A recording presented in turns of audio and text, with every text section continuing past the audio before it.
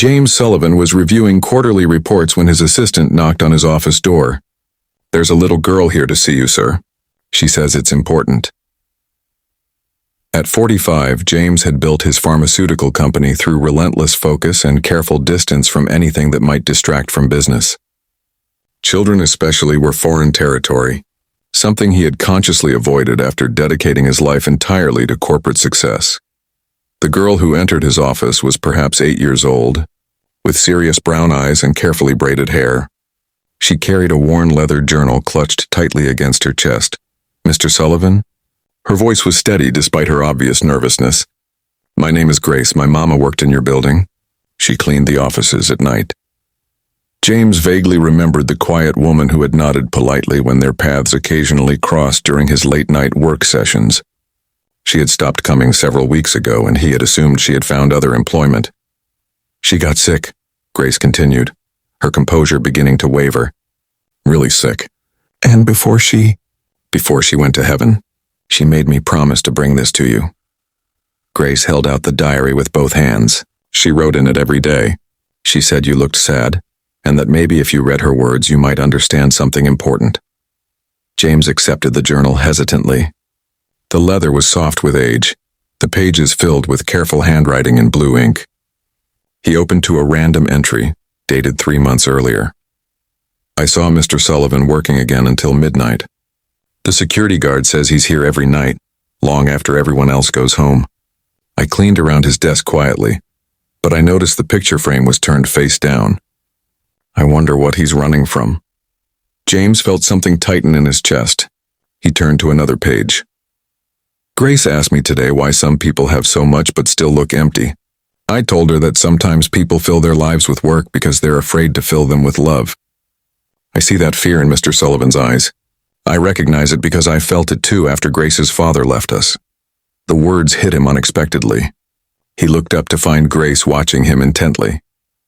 "Mama said you reminded her of herself before she had me," Grace said softly. She said work was her hiding place too, until she realized that love was scarier than loneliness.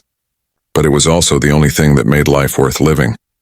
James continued reading, drawn into the perspective of a woman who had observed his life from the margins. Entry after entry revealed insights that cut through his carefully constructed defenses. "Today I saw Mr. Sullivan throw away his lunch untouched. I wanted to tell him that food tastes better when you share it with someone, but I know that's not my place. Still, I left an extra sandwich from Grace's lunch on his desk. He needs someone to care for him even in small ways." The memory came flooding back, the unexpected sandwich that had appeared on his desk one evening. He had assumed it was a mistake, but had eaten it gratefully. It had been the first home-cooked food he'd tasted in months. "She watched out for you," Grace said, as if reading his thoughts. "Mama always looked out for people who forgot to look out for themselves." James found himself fighting tears as he read about this woman's observations of his isolated life, her gentle attempts to bring small comforts to his sterile world. She had seen through his success to the loneliness beneath. The final entry was dated just a week before her death. "I won't be able to finish cleaning Mr. Sullivan's office anymore. I'm too weak now. But I hope someday he'll understand that all the money and power in the world can't fill the space that love is meant to occupy. I'm leaving Grace my most precious possession. Not money or jewels, but the knowledge that we're meant to take care of each other. I pray someone will show Mr. Sullivan the same kindness he forgot how to show himself."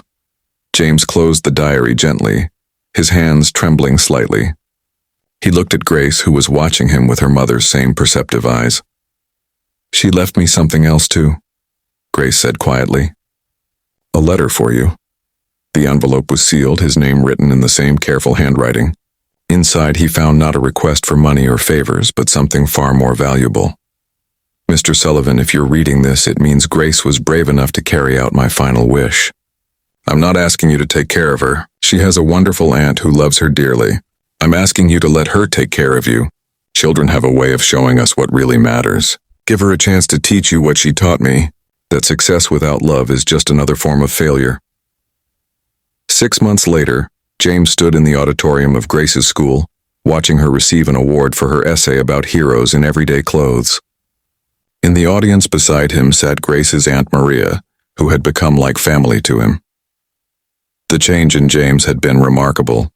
The company now offered paid family leave, healthcare coverage for part-time workers, and scholarships for employees' children. But more importantly, James had learned to leave the office before midnight, to share meals with people who mattered, and to find joy in Grace's weekend visits and endless questions about everything. That evening, as Grace helped him make dinner in his once sterile kitchen, she looked up from chopping vegetables with serious concentration. "Mama was right, you know," she said thoughtfully. "You're much happier now that you're not hiding anymore." James smiled, remembering the woman whose quiet observations had changed his life from beyond the grave. Sometimes the most profound transformations come not from success or achievement, but from the simple recognition that we're all meant to take care of each other. The diary still sat on his desk, a daily reminder that love sees what accomplishment cannot. The human heart that yearns for connection beneath even the most successful facade. Sometimes it takes the eyes of someone who cleans up after our busy lives to see what we've forgotten to nurture in ourselves.